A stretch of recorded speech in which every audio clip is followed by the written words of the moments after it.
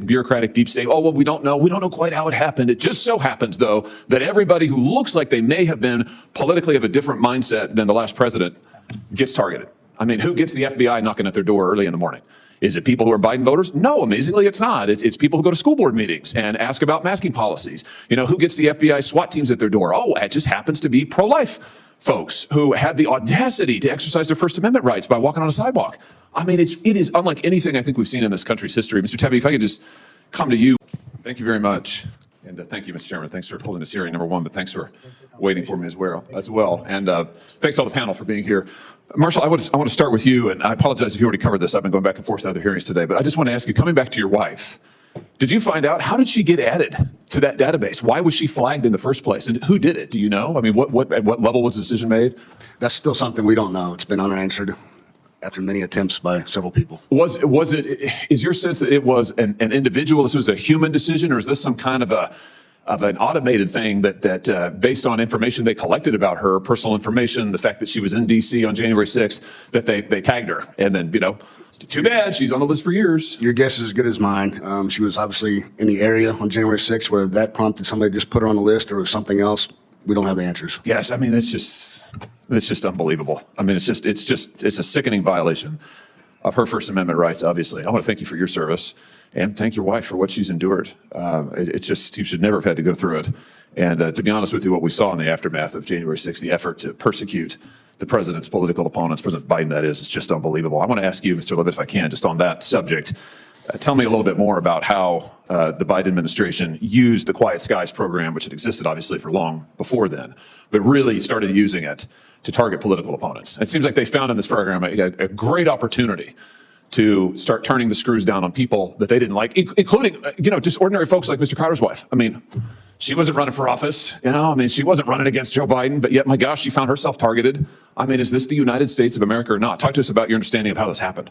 After January 6th, it's clear, and you see this across a lot of agencies. We've seen this from FBI whistleblowers represented. The federal government took a stance, which was that a lot of people with certain political views were threats to our nation. And so that certainly manifests itself in lots of ways. And one of those was these different types of travel lists. So people who were there on January 6th, as has been mentioned, people that maybe were members of a group or expressed concern about wearing masks in public because of their effectiveness were all put on lists like these. The most still unanswered example is Tulsi Gabbard being added to a list after she criticized Kamala Harris. And again, the TSA's self-serving, I can't say TSA, someone in the government's self-serving leak to the New York Times said, no, it's okay. It was because she was associated with this person at the Vatican. She went to a conference there, but it clearly says Mick Mulvaney went as well. Many of you know Mick Mulvaney. He didn't get added to a Quiet Skies list when he flew back to the US. So it just puts the lie to the fact that this was the justification. So again, whenever you have secrecy, we've talked about all the civil liberties concerns, but whenever you have secrecy, there's also the additional threat that it will be used in secret ways to target people that go above and beyond just, well, we all have to endure it. It's part of being safe in America today. That's targeting. That's weaponization. And it's kind of incredible, isn't it, that after all these years, to come back to Mr. Crowder's wife, we still don't have any idea exactly how she got added or who did it. I mean, so there's the evasion of accountability. You can't go and say, well, you know what, you're fired.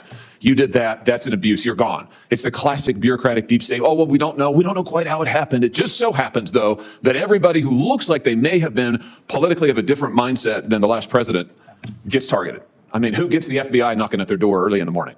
Is it people who are Biden voters? No, amazingly, it's not. It's people who go to school board meetings and ask about masking policies. You know, who gets the FBI SWAT teams at their door? Oh, it just happens to be pro-life folks who had the audacity to exercise their First Amendment rights by walking on a sidewalk.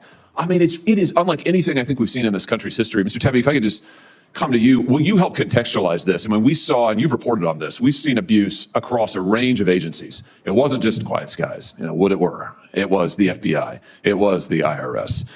It was it was DHS, right? I mean, it was agency after agency. Just fill in the blanks here for us. Help us understand how what we're talking about today is sadly just one piece of a massive, seemingly whole of government approach to try and delegitimize anybody who disagreed with the last administration. Sure, and thank you, Senator Hawley. Just to Mr. Levitt's point, there are a lot of similarities in the statements of the FBI whistleblowers that Empower represented and some of the air marshals that I talked to you about this story. Both complained. For instance, there were FBI agents who just sat in vans outside the homes of people who might have been at J6, people who were pulled off details, trying to catch child pornographers to do that kind of work, who were extremely frustrated to be forced to be collecting information on innocent people. The same thing with federal air marshals who their job is to prevent terrorists from storming cockpit doors on airplanes. They think that's a very important job, but we're putting marshals in the backs of airplanes where they can't do any good at all, and having them listen to conversations of, former congresswomen from Hawaii and checking how many times they go to the bathroom. It's a total misallocation of resources, and it's politicized information gathering. And so I think it's a betrayal of both the people in these services and the American citizens. Yeah, well, very well said. And I just have to say, I appreciate you holding the hearing, Mr. Chairman, because I think we've got to expose this so that it never happens again.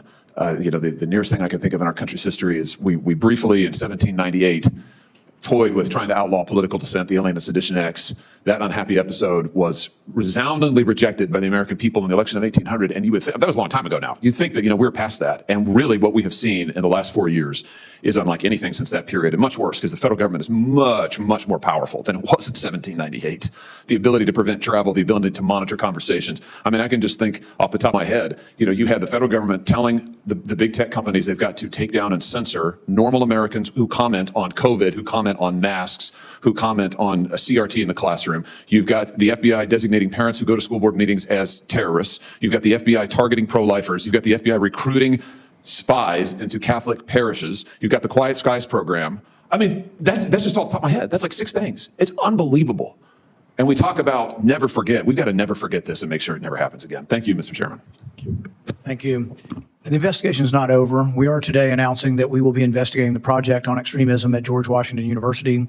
We want to know whether or not they were doing research on people not wearing masks or against wearing masks, whether they were doing research on people who attended January 6th, whether Christine Crowder came from George Washington information that was sent over, or whether it came from someone specifically making up something about her. We are going to get to the bottom of it. We're going to keep asking questions. We're going to find out who did this and who caused such a great disruption to your life for several years. And you're the one we know about, and we're going to try to get to the bottom of who did this. But this is the tip of the iceberg. We hope that anyone who's interested in this will continue to give us information, that more people will step forward, and those of you who are interested in reform will participate with us in finding legislative solutions to try to make sure this never happens again. With that, I would like to thank our witnesses for joining us here today to share their testimony and expertise with the committee. The record for this hearing will remain open until 5 p.m. on Friday, October 3rd, 2025. For the submission of statements and questions for the record, the hearing is now adjourned. Thank you.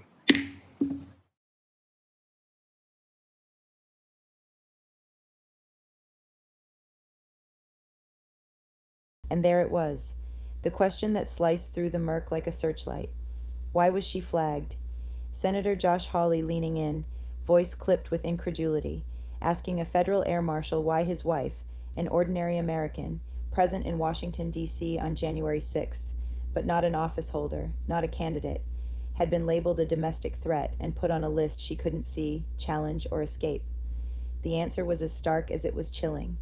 We don't know. No explanation. No accountable official. No identifiable decision point. Just a designation that shadowed her life for years, unearned and unexplained. That moment told us more than a stack of briefing books ever could.